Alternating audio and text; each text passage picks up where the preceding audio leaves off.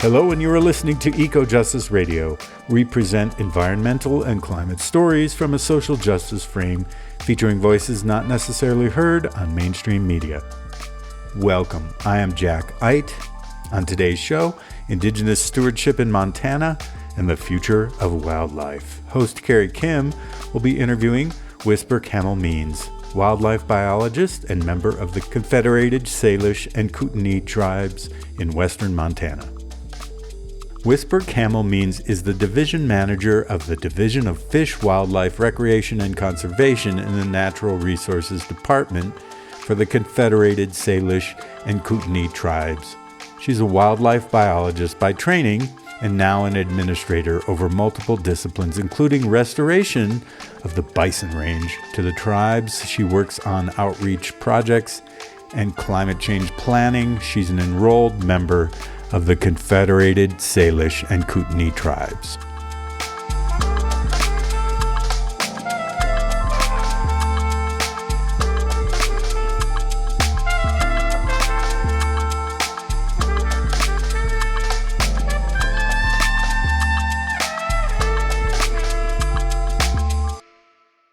Aloha, this is Carrie Kim.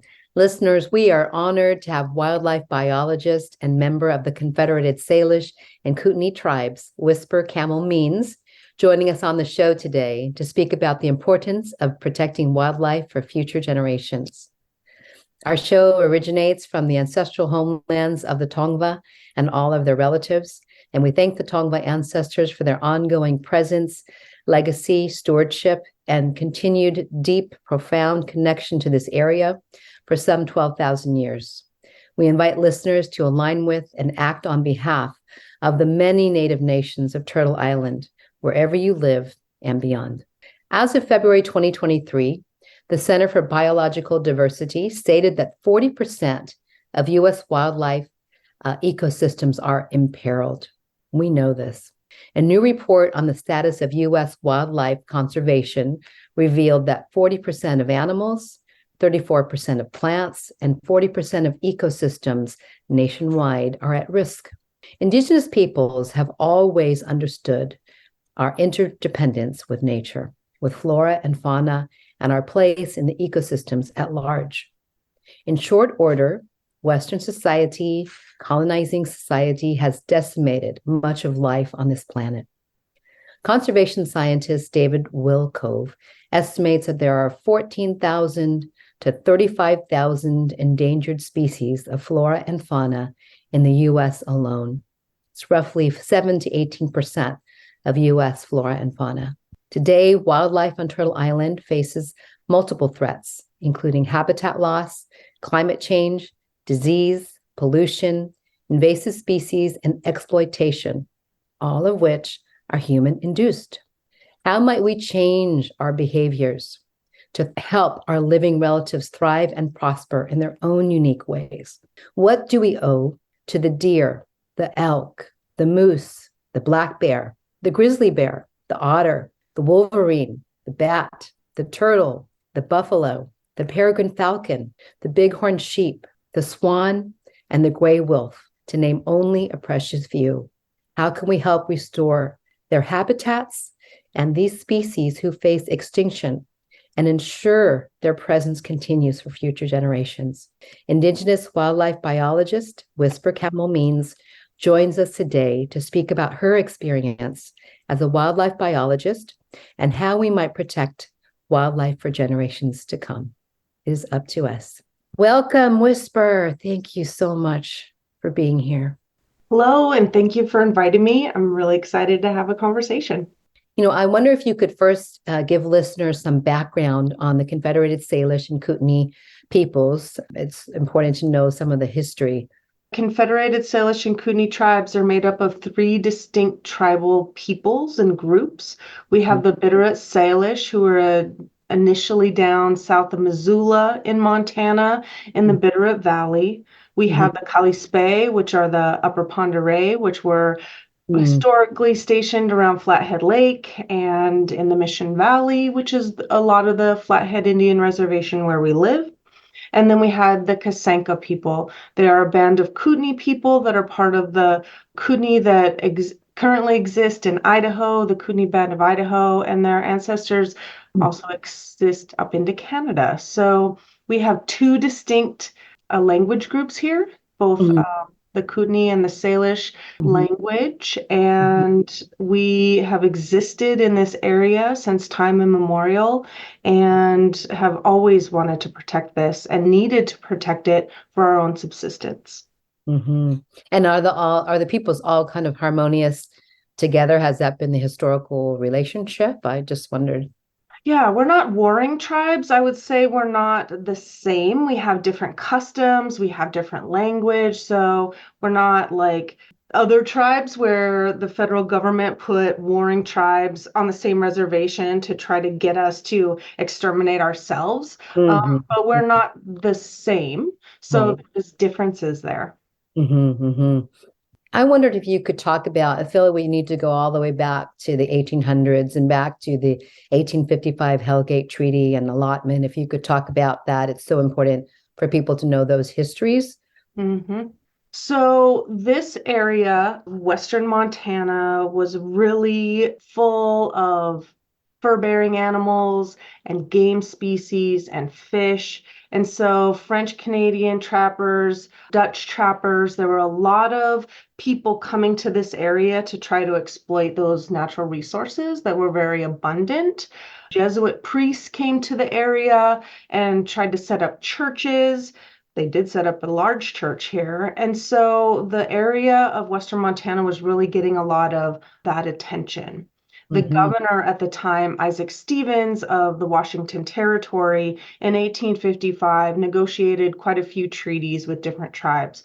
Across Washington, they have what is the 1855 Hellgate Treaty, or the 1855 Stevens Treaties. And we were the last tribe in 1855 who had one of those Stevens Treaties negotiated. So the language in those treaties is almost identical from the Washington coastal tribes over to Montana, only with our tribe. So the rest of the tribes in Montana are Fort Laramie treaties, and they have completely different language and were negotiated after 1855.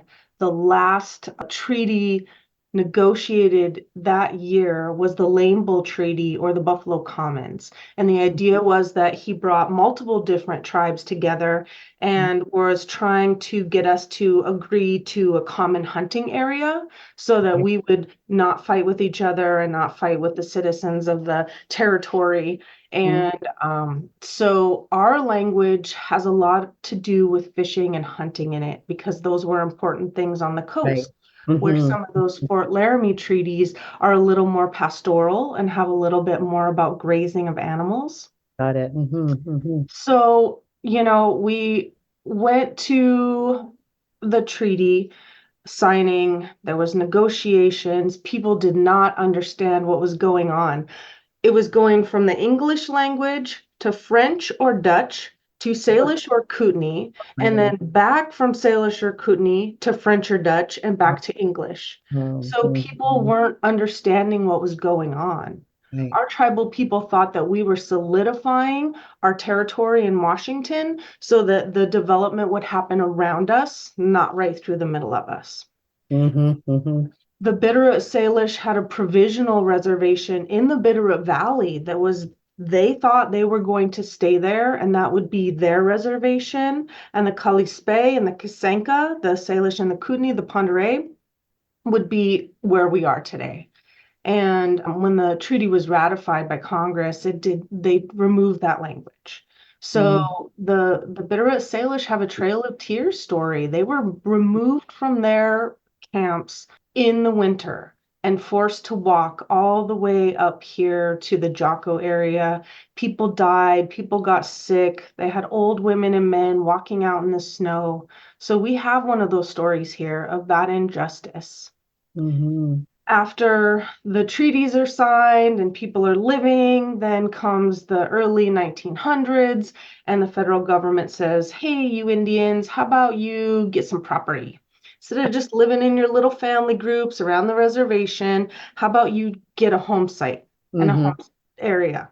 So they start bringing agents here and telling us, okay, this is your plot of land and this is your plot of land. You need a garden. We're going to set up an irrigation system for you, whole reservation-wide, federally funded with your money irrigation project where we're going to take your reservoirs, we're going to divert all the water into these canals, and then we'll bring that water to your little home site and you can water your garden and feed your cows that we're going to give you. So people didn't understand. They're like, that's not what we do, but okay, here's your Right. deed to your land. And as resources are becoming more scarce, as we're not as able to trade with our regional other tribes that we've done for so long, people started to get hungry. There was less resources. They would go to the local stores. Stores would say, you bet, here's some credit. But when that credit comes due, if you don't pay, you can just give us the deed to your land and don't worry about it. Everything will just be fine. So tribal people were giving up the deeds to their home site. Oh my And that God. was turning into fee land.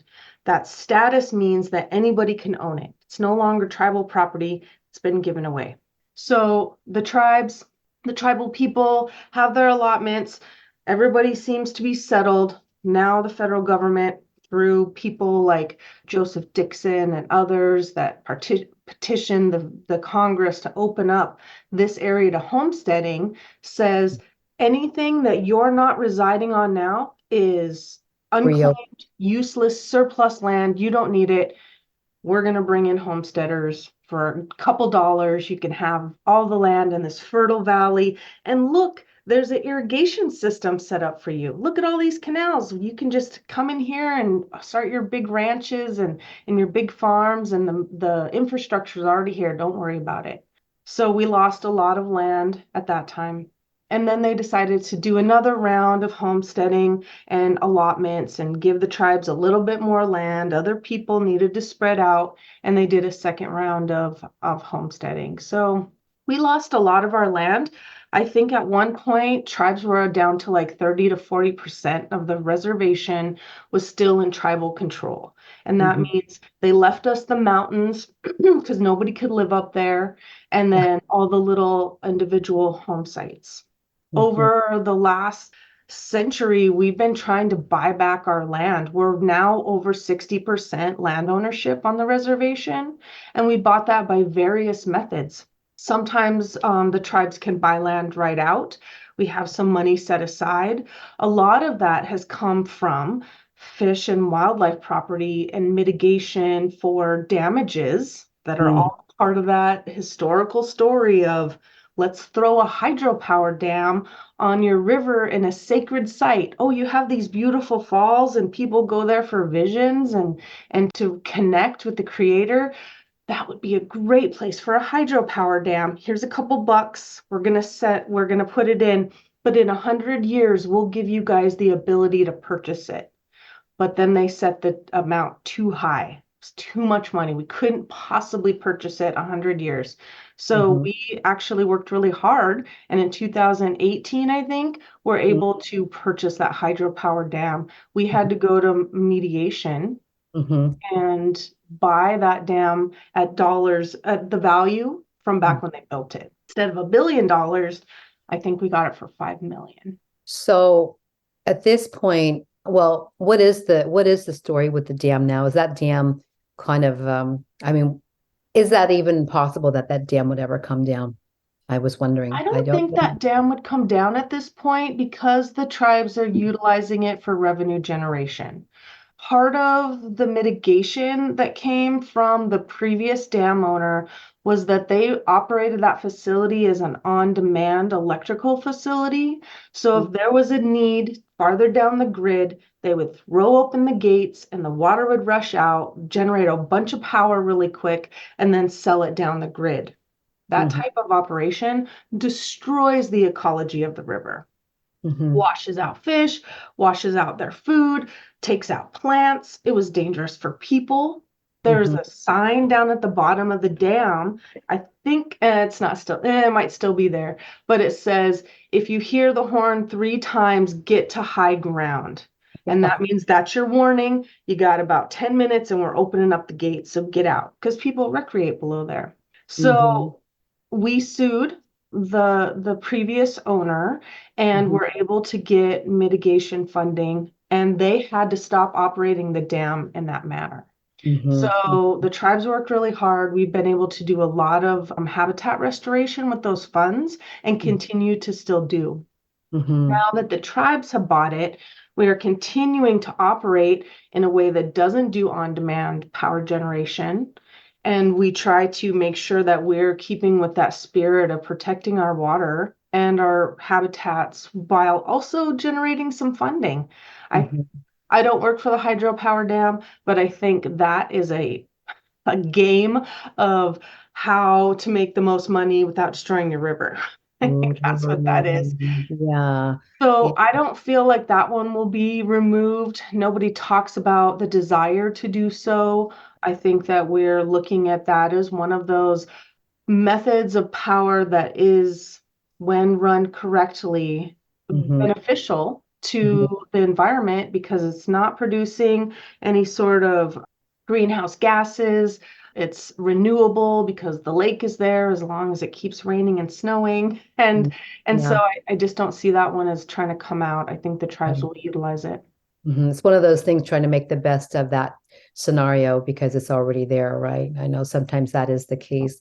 I understand that your wildlife management program that you're a part of is one of the largest on Turtle Island and receives also federal funding. I was wondering if you could explain a little bit about Article 3 and that Hellgate Treaty. And is this funding in some way some kind of a reparation? I mean, how does that work? So because our treaty has the language that says we're able to gather and hunt in usual and accustomed places, that has been interpreted as retaining that right to be able to utilize those resources, but also has been interpreted into being able to have funding to manage those resources on the reservation. Initially, those were that was work that was done through the Bureau of Indian Affairs, which we call the BIA, and they would do it through the Forestry Department here because they also were kind of overseeing forestry and forest extraction activities. Okay. So when the Indian Reorganization Act was signed, we were able to start compacting or contracting federal things that the federal government did for us. We could take those on ourselves with funding from the federal government to do so. Forestry was one of those, wildlife was one of those, the fisheries program was one of those, and we get a little bit of compact money for recreation management. So we took that on in probably the late 80s, early 1990s, and have been managing wildlife ourselves since then. And we do, so that's our base funding. And then we have some money from mitigation for the dam. We chase grants like crazy and have been very successful lately. And well, we've always been successful in writing grants and getting them awarded to us, but lately we've received quite a few. So we have a program within the tribes that manages that kind of thing. And not all tribes have that ability. Once you get those big federal grants, sometimes the reporting is so cumbersome that it's not, there are some tribes that can't even accommodate that. Right. Or yeah. It's like kind of a one of those gifts that is kind of oppressive at the same time, right? With all the bureaucracy. That's right. I wonder, we're going to break in just a minute, but, it's impressive because I know you've talked about that your wildlife program is so big that you can actually employ, 9 full-time biologists, and I'm sure that's all necessary, right, to support what's happened there and just to continue restoring all the damage that's been done historically over time. So, we will break right now, Whisper, but we will come back to talk about the land buyback program. Hey listeners, quick break here. We hope that you're enjoying EcoJustice Radio. Stay connected by subscribing on all major podcast apps and visit our website ecojusticeradio.org to check out previous shows and guests and get connected with us on social media for an extended version of this interview, as well as other benefits. We encourage you to become a member of our Patreon. Today, you are listening to Indigenous Stewardship in Montana and the Future of Wildlife with host Carrie Kim and guest Whisper Camel Means, wildlife biologist for the Confederated Salish and Kootenai Tribes, Natural Resources Department, Division of Fish, Wildlife, Recreation, and Conservation. We're back, listeners, with Whisper Camel Means. If you could share about the land buyback program.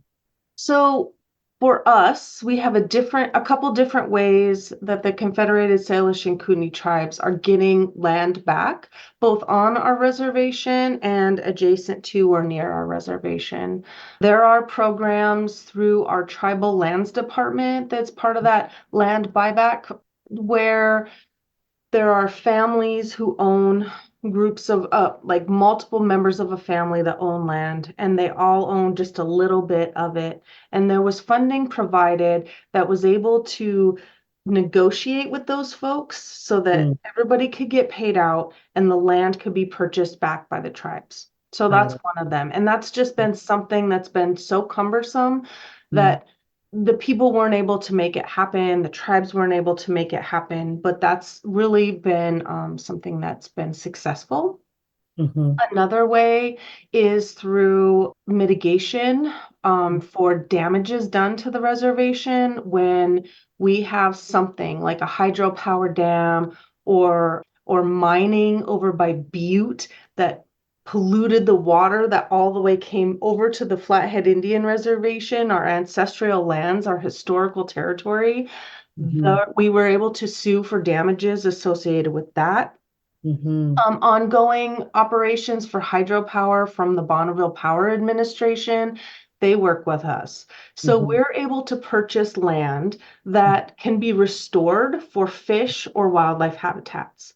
So we leverage those funds whenever we can to get those. And then they come with protections quite often because the funding source has some strings tied to it. We can buy it, we can restore it to what it was, and then we have to protect it. So we can't just like buy it and then put a big hotel on it or have it all grazed down to nothing again by putting a grazing lease on it.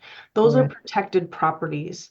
Those are some of our big ways that we're getting our land back and have been very successful. And the Confederated Salish and Kootenai tribes really are a natural resource centric tribe. We do have extraction, right? We do have a forestry program that manages our forest for health. So we don't get huge catastrophic fires and can generate revenue from timber sales. We have a hydropower dam that we have to make sure that it's still protecting the shore of the river down below the dam. And we do have cattle grazing leases. So that kind of activity is still something that occurs here. And so we try to make sure that that's done in a way that's not really degrading to the land. Is the approach to actually with the lands to be back in as a commons versus in like deed titles? How has that changed as far as the land ownership concept, Yeah, so we have a couple different statuses of land here. We will have fee status land, which means that anybody can own it. It's open to anybody to live on. That's tribal or non-tribal. We have tribal trust property that is held in trust by the federal government for the benefit of the tribes. So the tribes don't hold the deed to that land. The federal government holds it for us, but it is for tribal people only.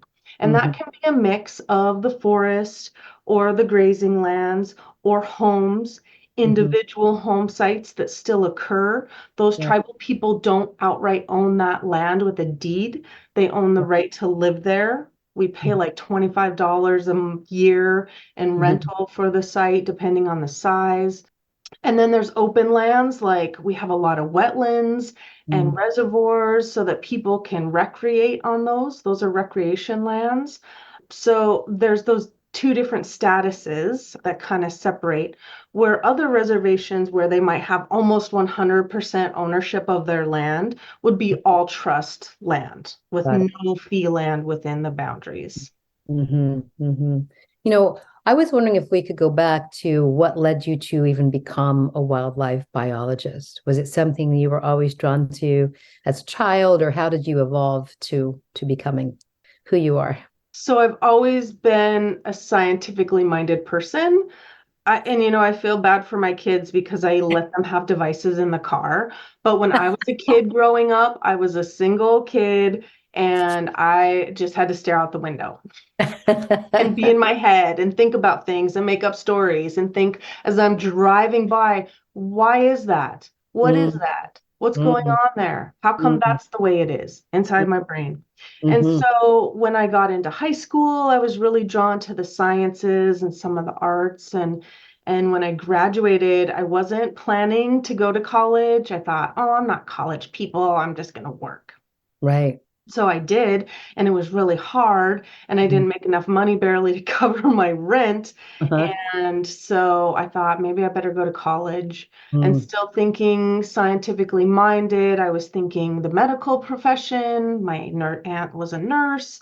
So mm. I went and worked in a nursing home for a couple of years, and I thought, oh, this is really hard. These older nurses really look kind of rough walking around these Uh-huh. hard floors all day and underneath these fluorescent lights, and we care about the people that we're taking care of, but it's really making an impact on our bodies. And so I looked at the Salish Kootenai College catalog for their classes, and there Mm, was the nursing program, but then there was the environmental science program, and I thought, maybe mm, I should be outside instead. mm, So I mhm, just went all in with environmental studies and got a job as a trainee mhm, for the Tribal Wildlife Management Program as mm. their Kurd Dam mitigation program was coming on. And they Yeah, were trying to hire tribal members to right. come and Mhm, work. And there mhm, was three of us that were studying wildlife at the mhm, time, and we mhm. all got hired, and we all still work here Wow. 24 years Mhm, later. And really, that's what brought it. And then I didn't want to go to graduate school because I was like tired. But my boss said, we don't have any more wildlife biologist one jobs left. If you want us to continue working here, you have to get a master's degree. I was like, mm, mhm. grumbling all the way to start studying the GRE flashcards. Wow. And a project came up that was a fellowship through Montana State University looking at Highway 93 reconstruction. They were getting ready to tear out the highway. Our bosses had fought with our tribes and our culture committees to say, wildlife matter. You're going to reconstruct this major transportation corridor across this reservation. You better consider wildlife. And Mhm, they fought so hard that by the time it was implemented, we were slated for 42 wildlife crossing structures, mhm. Wow. plus all the restoration and mitigation around it. Mitigation being wildlife fencing, jump outs, the culverts, one overpass. And so I applied for that fellowship and received it, and Mhm. really spent a lot of my career working on road ecology. That's amazing. Yeah. I mean, I watched a video of you where you're in one of those animal overpasses, underpasses, walking through it. I'm wondering, speaking of all the training that you've received, and even though it wasn't really something that you outright thought, but you ended up here, what do you think about this? From an Indigenous perspective, do you even feel that this type of schooling is necessary, or is it an obstacle or deterrent for future wildlife biologists? I mean, do you need this training more because you have to interact with these state and federal agencies to hold your own in those environments? Or, do you find yourself having to code switch between a scientific, intellectual understanding or academic way versus an indigenous way of knowing, relationship, intuition, and connection? What are your thoughts about that? Yeah, I think that's a good observation and point.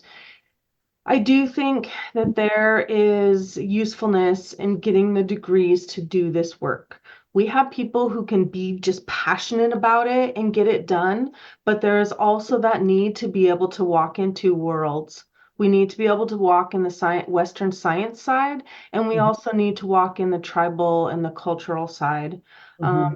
I think, and my former boss was really big on expert witness, and if we could have to have certifications in professional societies. I'm a certified wildlife biologist. We're part of the Wildlife Society, the Native American Fish and Wildlife Society. Like, we're part of those things to bolster our credentials so that if it comes to the point where we have to be in litigation or we have to prove, I hate that we Right. have to prove these things, but that's Yeah. the world we live in because money rules the world, and we have to battle against the finances sometimes. And so I think it is beneficial for people to have a degree up Mhm. to a master's degree. We have a lot of people that work for us that do have master's degrees and some that have bachelor's, and everybody's really working hard for the resource. Mhm. When I Mhm. think about the highway project, that was definitely one of those where you had to be able to speak about tribal culture and values in a way that didn't give away our tribal culture and values. And one Mhm. Mhm. conduit that was determined by both our culture committees and everybody internally and accepted by the Federal Highway Administration and the Department of Transportation was that we would only speak about our culture in relationship to connectivity in Mhm. wildlife. Mhm. So if we're protecting wildlife from crossing this highway and not getting completely annihilated, then we're protecting our tribal culture and Mhm. our historical needs for these animals Mhm. without telling you exactly why each one of these animals is specifically important. So we're Mhm. only going to protect these ones over here. Nope, it's the whole thing. It's the spirit of place. It is Mhm. the continuum of everything that is moving across this landscape that continues to need to go. Mhm. Mhm. Yeah, you had mentioned that about that need to be able to articulate all of this in ways that actually accomplish what you want, in the end. And as I agree with you, it's pathetic that even exists, that you would have to prove things or have all these credentials to be able to protect those things that should already have been protected in the first place.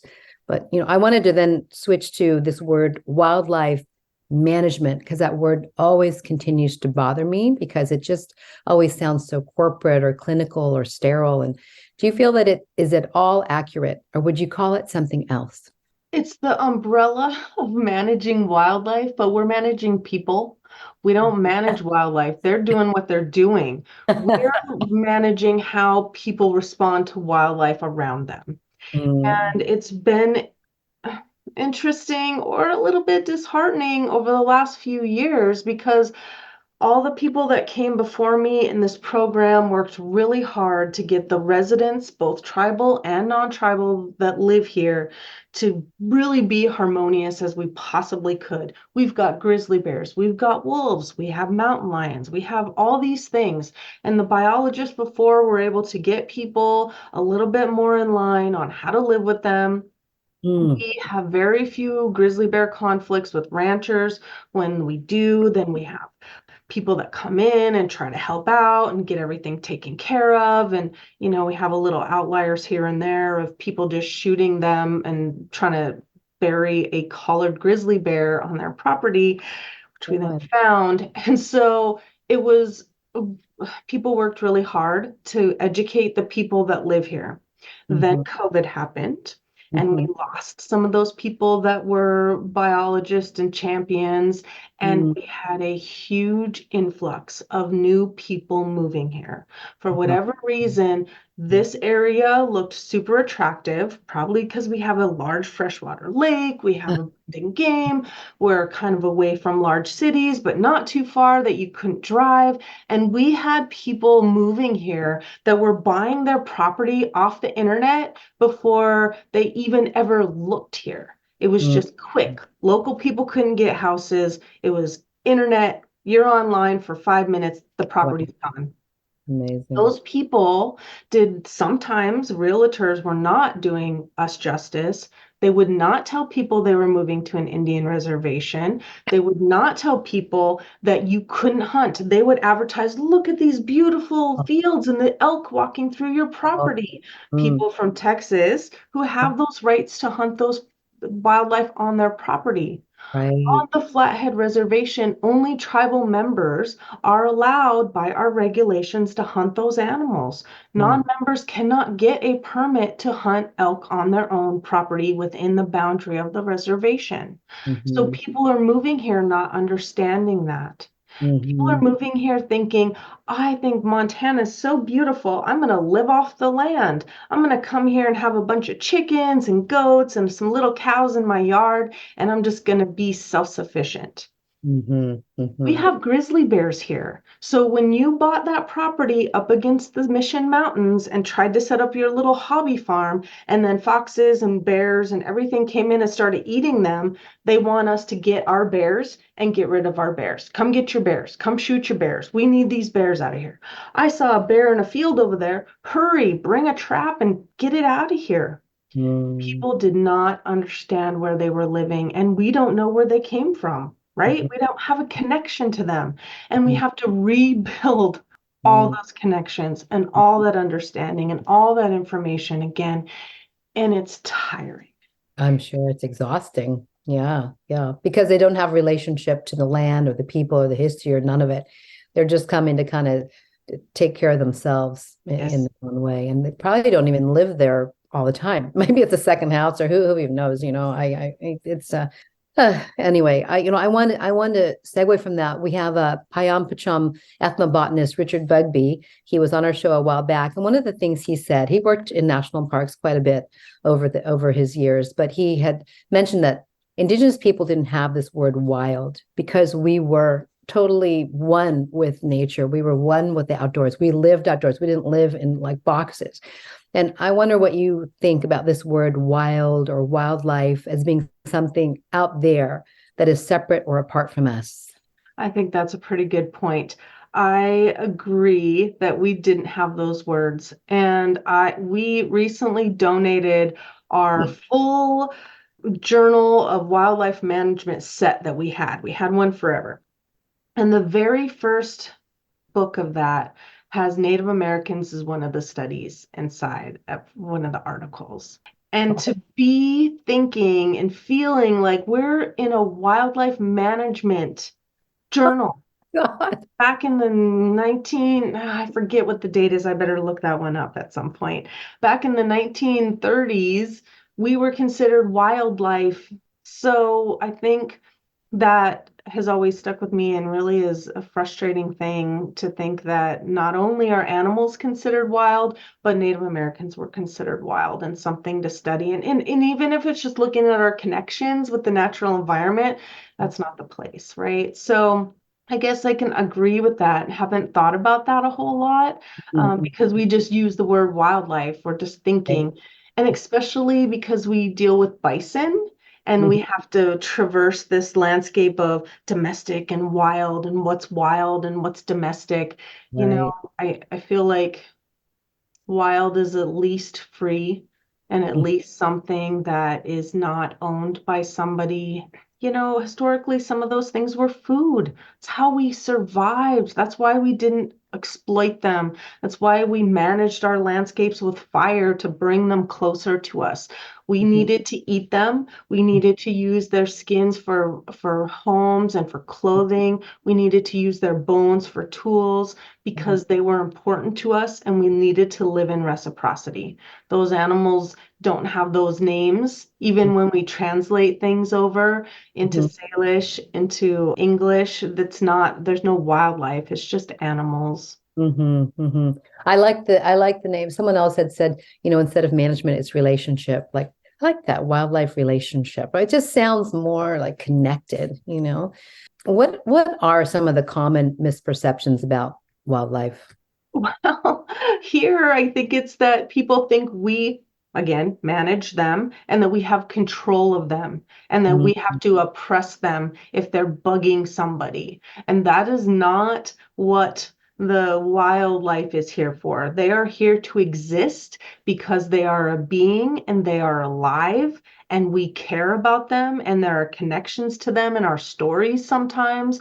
And so we don't own wildlife. We have a relationship with them and we take care of them and try to protect them and have that continuity with other people, but we don't own them. And we don't manage them. We manage people and their Right. perceptions. I have to go back to that you said that. That's totally accurate. Whisper, we're going to take another break right here. Listeners, we will come back to speak with Whisper once again in just a moment to talk more about people's naivete about wildlife. Hey listeners, quick break here. We hope that you're enjoying EcoJustice Radio. Stay connected by subscribing on all major podcast apps and visit our website ecojusticeradio.org to check out previous shows and guests and get connected with us on social media for an extended version of this interview, as well as other benefits. We encourage you to become a member of our Patreon. Today, you are listening to Indigenous Stewardship in Montana and the Future of Wildlife with host Carrie Kim and guest Whisper Camel Means, wildlife biologist for the Confederated Salish and Kootenai Tribes, Natural Resources Department, Division of Fish, Wildlife, Recreation, and Conservation. We're back, listeners, with Whisper Camel Means. She is a wildlife biologist, Flathead Reservation. Is that accurate to say that? Speaking about people's naivete about wildlife, could you speak about imprinting and why it's necessary for humans to understand we want to allow animals to retain their wildness, what makes them who they are? Yeah, it's not our job to control them. It's not our job to make them live somewhere specific versus somewhere where we want them to. They're wild. They're their own beings. And I think about us, we're our own beings. When we think about the term the Flathead Indian Reservation, it is the remnants of our territory and our historical lands that we did not give up during that treaty process. So that is what it is called, but it's the area that we didn't leave. We're still here. We've been here for all these years. We have creation stories based on these areas. And so I think that our connections there are so deep rooted that we can't separate ourselves from that.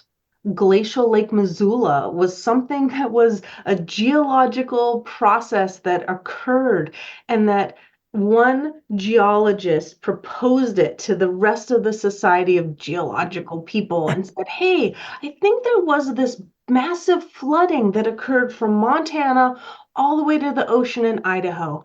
And his peers said, that's crazy. I don't understand what you're saying. This didn't happen. Those are not the way they are. When he had died before people finally realized that what he was saying was true. And there are stories that we have in our creation stories and our past stories that talk about a great flood here. I'm not talking about Noah's flood and anything tied to religious things. We're talking about actual events, an ice dam that blocked the canyon and didn't allow the water to flow through and just flooded our entire valley up to the top of the mountains. We can see those striation lines. We can see huge boulders on the west side of the reservation where no boulders should be. There's been so many things that have happened here. And if they would have asked the tribal people about what he was saying, we could have backed him up. So, we have those connections here, and wildlife are wild. We talked about the people that were moving in that that don't have relationship with animals or grizzly bears, or even understand really what they're coming into. And humans globally continue to encroach upon the ancestral homes and habitats of our wild relatives. The roads, the homes, just our presence. What are some key things that you feel humans really need to change with respect to wildlife and their continuance? I find indigenous homelands are really the last bastion for wildlife on the entire planet, or for anything pristine, whether it's the waters, the mountains, the air, the forests. What are your thoughts about what would you say to humans as far as? One of the things that we hear from people around here is that they're so happy about the protections of the mountains, that there's people not living all up on the side of them, that it's not people everywhere, that the water is clean, that things are taken care of here, that we have wildlife populations. They're so excited about those things. But then they don't realize those things are the way they are here because the tribes have been fighting for them since the treaty. We have been fighting to protect it. We have gone to court to protect it, and they don't see that. There are some people that do. Some people that live here totally understand what the tribes have done, why things are the way they are here, and they're appreciative. And we have good relationships with people. It's the folks who are more about this is mine, this is my property, this is my wildlife, all those types of things where they don't understand that we need to all work together and live together to have a community to protect these things. And so I would say that's one of the frustrating parts, is that some people don't realize that things are so nice here because the tribes have been fighting so long to protect them. We were one of the first tribes to get treatment as state for air quality, so that we set air quality standards here that are recognized by both the state and the feds that protects the airshed. We have the same for water quality. We have our own water quality standards. People, everybody has to abide by those. Yeah. And people, what I want people to understand when they move here is that the towns on the reservation aren't separate from the tribes and the reservation. All of the towns here are part of the reservation. If you're within the boundary of the Flathead Indian Reservation, that is all tribal management when it comes to everything. The highway reconstruction project, that happened that way because the tribes were here. We don't have an interstate running through the reservation to get people from I-90 up to Glacier because the tribes are here. We fight. We're a people of vision, and we really work to protect and preserve for our future generations.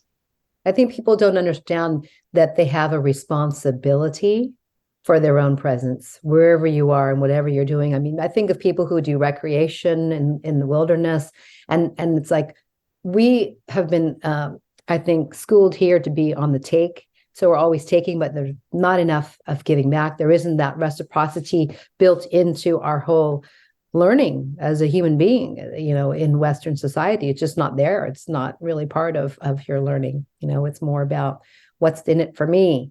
And I think we really, like you said, we take for granted all the ways that Indigenous peoples worldwide have taken care of the water, the air, the soil, all the living relatives on the planet. So I think it is a matter of stepping in and stepping up on that responsibility.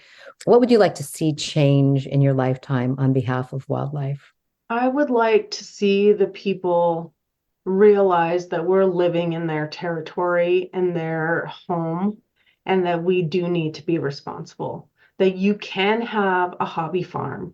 You can go out and get eggs fresh out of your chicken coop every day. You can have a little goat for your goat milk if you like, but you have to take the responsibility as a caretaker of your livestock and as a caretaker of the environment by putting in the proper protections for those animals. You can put up fencing with electric wires on the top and the bottom so that animals don't come to your property and cause conflict and require a game warden or a biologist to come to your house.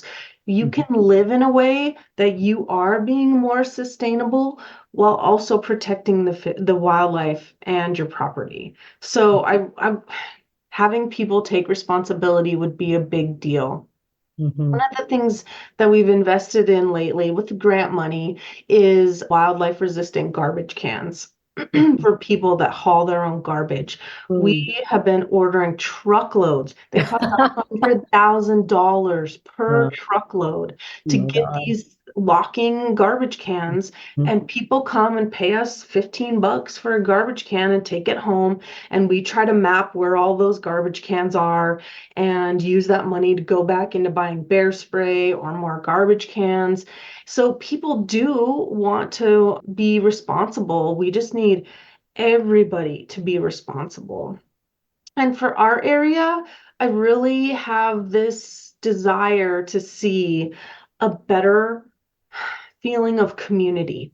So we very much here are a divided community of tribal and non-tribal people, and there's some mixing and there's some cohesion, but in general, there's a lack of sense of community. And I've talked to other people, and it really is just hearkening back to the allotment and the homesteading era, where people lost something and then people came in and took Right. something.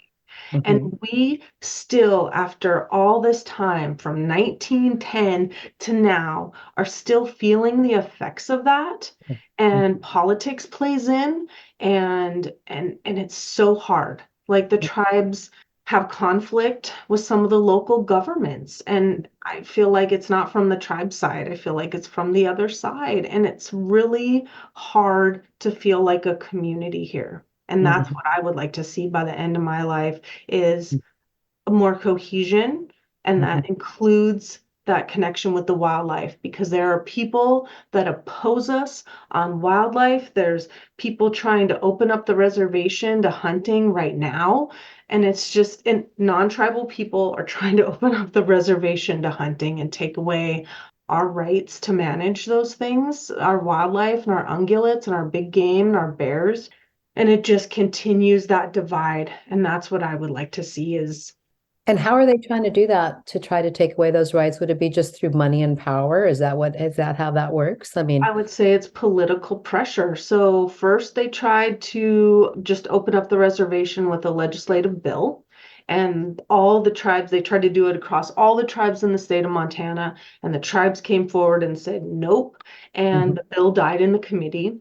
And then they tried to come and do it again. It's just a couple of people. It's like two people, and they're tenacious. And they came back again in the last legislative session and tried to do it again. And the tribe said, please don't do this. We talked to our friends. It died again and didn't get through. And now the last option that is being brought by one person who wants to hunt on his property is to get it on the ballot for the state of Montana voters to vote whether private landowners can hunt within reservation boundaries without adhering to tribal regulations. And so we all showed up for the committee hearing, and the committee that was overseeing it voted down support, but that individual still can go out to the voting districts and gather signatures to try to get it on the ballot. And that's just going to trigger lawsuits by every tribe in the state battling against that. Because one guy wants to hunt elk on his land without any sort of regulation. That's that kind of selfishness or that Anthropocene era. It's just me first. It's always thinking me first. So, but we do pray for that change to come. I mean, we know there is a lot of times that sticky thorn in the side that just insists on having what they want. They want their chimichanga. But, you recently appeared in Ken Burns' that film, American Buffalo. And we've spoken much on this show about the unconscionable slaughter of the buffalo, the bison, to essentially kill Indigenous peoples, as an extermination campaign. If you could please share about the bison range, it's so important. The Pablo Allard herd and tribal self-governance regarding bison conservation. It's a huge, important thing for our listeners to know. We have been fighting for years to get at least, if not co-management, full ownership back of that facility. So the seed bison for the bison range came from that Pablo Allard herd that was part of bison that were brought to this reservation by a Kalispé tribal member whose father had a vision that the bison were all being slaughtered and we needed to bring bison back to the reservation. They brought orphan cows back here and started a herd, and bison are really good at reproducing. So we had a big wild herd that was sort of owned by Pablo and Allard eventually. But during homesteading, we need to gather up all these animals and get them consolidated or sold off because all this land needs to be made available. And so it was really part of that whole homesteading era. Another product of that, the land that the bison range sat on was taken during the first allotment act. the first allotment exercise. And so that's been gone for a long time. And we, as professional wildlife biologists, as people who have ran ranches and did things with animals, as people who have operated businesses, have long time argued that we can take over management of this. We can either co-manage with the Fish and Wildlife Service staff, or we can take it ourselves. There were two failed annual funding agreements that came about that the tribes tried to work with the Fish and Wildlife Service on. And again, that failed because of people and political ideals that didn't want the tribes to be in there, that said, oh, you people, I've been in public meetings where non-tribal people said, you don't have people smart enough to run this. You are not smart enough or professional enough to run this facility. You are going to go in there and kill all those bison, and we're not going to have anything to look at. Those were said by people's mouths, spewed hate. When we first took it over, there still was ugly people coming and saying ugly things to us. And it's like, again, it comes back to that education and maybe that expert witness or the credentials behind us to say, we've gone to your schools and gained your information, and we're here able to manage these things. So don't tell us that we can't do it, because we can. Right. So we felt very good and happy to be able to get the bison range back into tribal management. Of course, the tribes don't own it. It's put into federal trust for the tribes. And we don't own those bison, but we manage the area around them and take care of them, make sure they're healthy, make sure they have things to eat, make sure the fence is up, because we don't want large-bodied, wonderful ungulates able to go out and tear up people's property or get on the highway. And so we take care of that facility and we take care of those bison, and we're so happy they're here and that we are the ones out there. The museum that was on site is a huge accomplishment, because there were incorrect things about our tribes and our story and our connection with the bison. They would not use local tribal language to be tied to the bison or the elk or any other animals. During those funding agreements, we would say, could we use our names and our words for this? Oh, no, we're good. We don't need your input here. Oh, well, this story about where these bison came from, that's not accurate. Can we correct that? Oh, no, we're good. We don't need that. Okay, so this whole time, the wrong words. They're using Sioux words for the animals here. We have names for these animals here. The Sioux have the names for their animals over there. Right. That's the important part of using the correct language for the tribes that are there.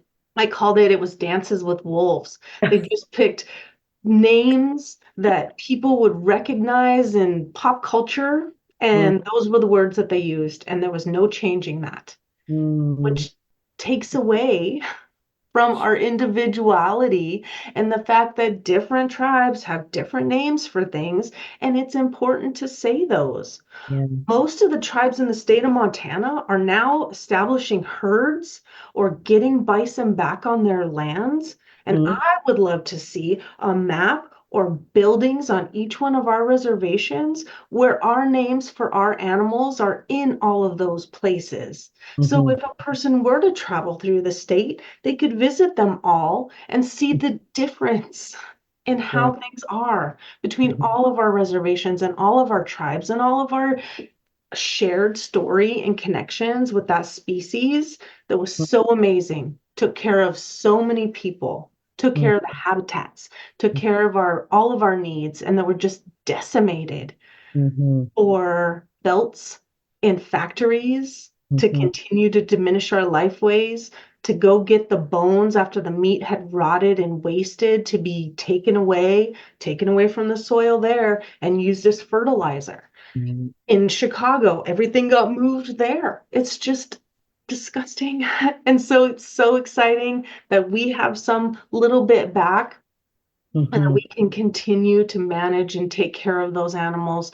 We do cull the herd every other year because we do have a carrying capacity of how many can be there, and those are sold or given to our food sovereignty program, or sold to make money to continue to manage and fund the operations at the bison range. But it's like 30 out of 350 that are culled every 2 years. And those either go to private herds or people do eat them. How big is the herd right now on the lands? How big? We're at about 303, probably 320 with the 30 that we just culled this year. But is there an aim for it to grow bigger than that, or is it just a matter of how much land there exists for them to roam properly? Yes, it depends on how much land is there for them to exist healthily. But I would love to blur the lines of the postage stamp that was the bison range for all those years. It's this little postage stamp that purported itself to be adjacent to the Flathead Indian Reservation when it was completely surrounded by and encompassed and loved by the tribal people here. I want to see that line just shook up and blurred and extended out.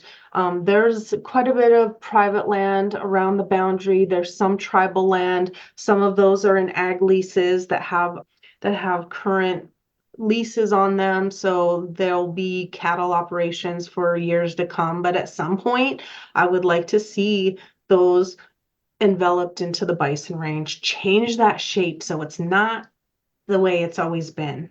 Well, we hold that vision with you. Whisper, thank you so much for joining us on the show today. There's so much more to talk about. I want to talk about the gray wolf and what's happening with just the change in co-stewardship, co-management models leading back to return of national parks and monuments to Indigenous peoples. We know that is all on stolen land. But, at this point, if you could please share with listeners how they can be in contact with you to follow the work of your peoples and to continue to support this vision of wildlife for all generations to thrive alongside with. You bet. We have a website that's www.cskttribes.org. We also have the Bison Range website that is bisonrange.org. We have Facebooks for CSKT Bison Range, but also the CSKT Division of Fish, Wildlife, and Recreation. We share a lot of what we do out there on the social media and kind of things that are going on right now. And so those are great ways to contact us. All of our contact information is on those websites, and we do respond to messages on Facebook. Whisper, thank you so much, and thank you to all of to the Salish and the Kootenai peoples and all Indigenous peoples who really, as you said, we have the world that we have where it's pristine and where the animals still exist because of Indigenous peoples. We all have a huge debt over that. And so we have a responsibility also to future generations that it remains. So thank you again so much for all of your work and your commitment and your passion and being out there, because we know it's not easy to have to be on the front lines for this all the time, to be fighting all the time for what should naturally already be taken care of. Very much. Thank you for having me. Thank you to our guest, Whisper Camel Means, and thank you to our listeners for joining us. This has been Indigenous Stewardship in Montana and the Future of Wildlife. For an extended version of this interview, become a member of our Patreon or visit our website at EcoJusticeRadio.org. Please connect with us on social media at EcoJustice Radio, SoCal350, and Wilder Utopia.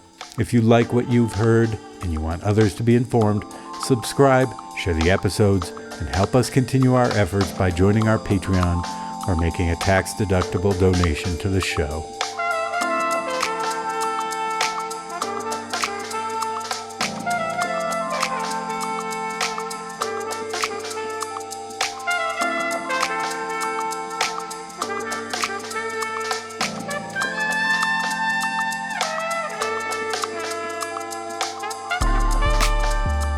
A project of SoCal 350, the show can be found on KPFK, KPFT, all major podcast apps, and at EcoJusticeRadio.org. Executive producer, myself, Jack Eidt, co-host Jessica Aldridge, co-host Carrie Kim, and engineer and original music by Blake Quake Beats. And until next time, remember, the power is yours.